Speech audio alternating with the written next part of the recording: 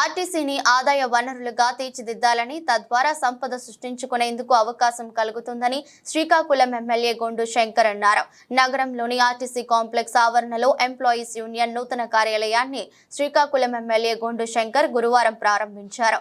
ఈ సందర్భంగా మాట్లాడుతూ త్వరలోనే ఆర్టీసీ కాంప్లెక్స్ ను కమర్షియల్ కాంప్లెక్స్ గా మార్చడం ద్వారా ఆదాయాన్ని పొందవచ్చునని తెలిపారు.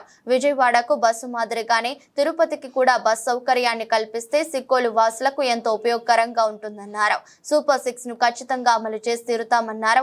ఇప్పటికే పింఛన్లను పంపిణీ చేస్తున్నామని, ఆగస్టు 15 నుంచి అన్న క్యాంటీన్ ను ప్రారంభిస్తామని తెలిపారు.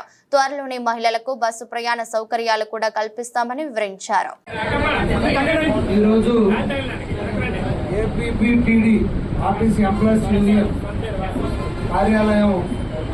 శ్రీకాకుళం ఆర్టీసీ కాంప్లెక్స్ ప్రాంగణంలో ప్రారంభిస్తున్న సందర్భంగా ఈ ఎంప్లాయీస్ యూనియన్ రాష్ట్ర అధ్యక్షులు దామోదరరావు గారికి, అలాగే జోనల్ కార్యదర్శి కృష్ణమూర్తి గారికి, జిల్లా అధ్యక్షులు కార్యవర్గ సభ్యులకి అందరూ కూడా,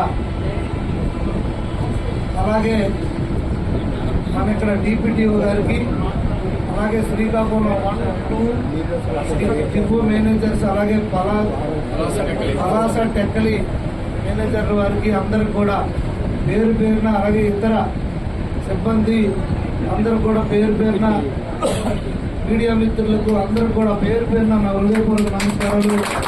ఈ సందర్భంగా అందరికీ శుభాకాంక్షలు తెలియజేసుకుంటూ,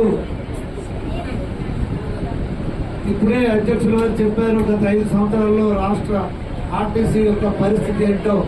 ఒక పక్క ప్రభుత్వంలో విలీనం చేస్తామని చెప్పి కూడా ఎటువంటి బెనిఫిట్స్ లేకుండా అందరినీ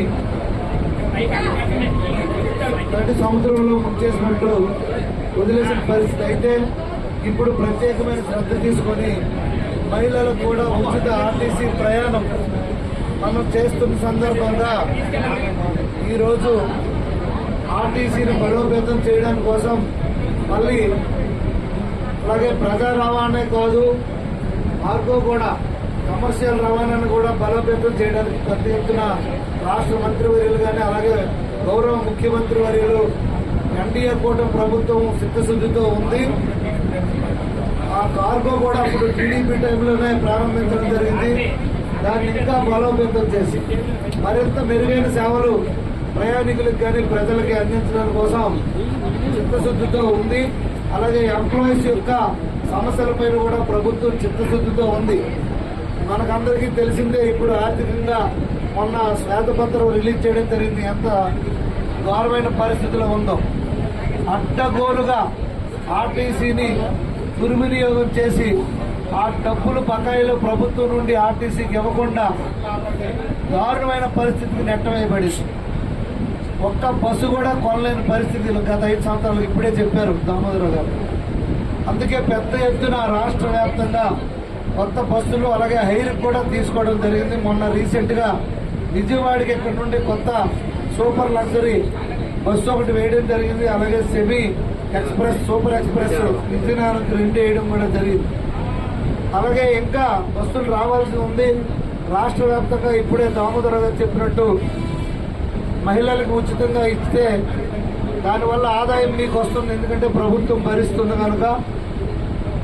అదేవిధంగా బస్సులు కూడా పెంచాల్సిన పరిస్థితి ఉంది కనుక డిప్యూటీ ప్రభుత్వం యొక్క ఇది సూపర్ 6లో భాగంగా సూపర్ 6కి చాలా ప్రాధాన్యం ఇస్తున్నారు ముఖ్యమంత్రి కానీ, ఎన్డీఏ ప్రభుత్వం కానీ, పవన్ కళ్యాణ్ గారు కానీ, అలాగే మోడీ గారు కానీ. ఈ ప్రభుత్వం చిత్తశుద్ధితో పనిచేస్తుంది కనుక తప్పకుండా ఆర్టీసీని బలోపేతం చేసి మీ అందరి కష్టాలని తీర్చి మళ్ళా ప్రజలందరికీ ఒకప్పుడు ఆర్టీసీ అంటే ఎలాగుండేదో అదే రోజులు మళ్ళీ రానున్నాయని సందర్భంగా మీకు అందరికీ తెలియజేసుకుంటూ, మీరు కూడా అందరూ ప్రజలకి ఫ్రెండ్లీ వాతావరణంతో మనం బస్సులు తీసుకెళ్లి అందరినీ కూడా, ప్రయాణికులందరూ కూడా ఆకర్షితమయ్యే విధంగా కూడా మనం ఫ్రెండ్లీ నేచర్తో ఉండాలని నేను విన్నవించుకుంటూ, ఈరోజు ఈ కార్యక్రమంలో నన్ను పాల్గొని నన్ను గౌరవ అధ్యక్షుడిగా